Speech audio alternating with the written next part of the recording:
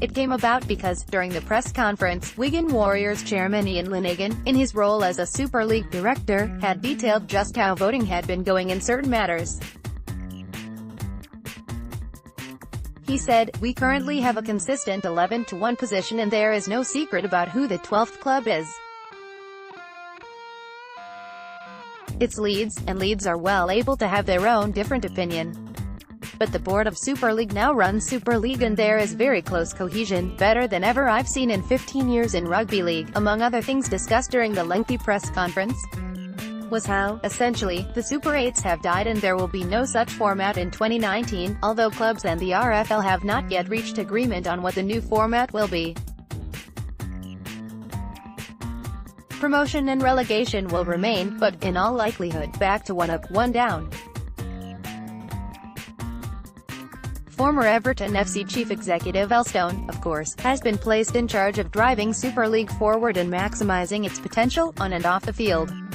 The Yorkshireman certainly outlined his plans impressively and there was a genuinely positive vibe at the press conference, held at Warrington Wolves, that he could be just the person to grow the game, whether in terms of attracting new fans, sponsors or, significantly, securing that next broadcast deal.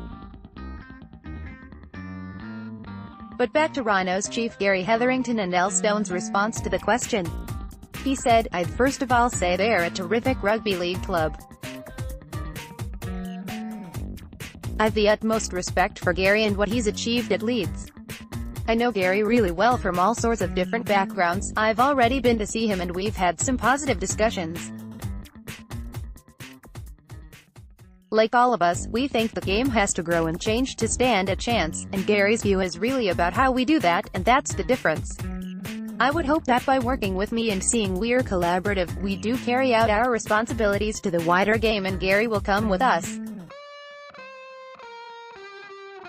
Undoubtedly, we need Leeds with us, and I'm confident we'll get that. In the Premier League, Man United were always an outlier in terms of commercial development. This is different, but over time you have to bring them with you." However, before those comments were made public, Leeds made their own response to the press conference, which also had St Helens owner Eamon McManus and Warrington Wolves owner Simon Moran on the top table, and Super League statement. In it, Hetherington said the announcement regarding plans for next season appeared to be an absurd grab for power for the game by a small group of men who think they own the game. Leeds Rhinos are not party to this and are totally against the creation of a separate Super League executive. Super League clubs voted 7-5 at our last meeting on some key issues related to promotion and relegation.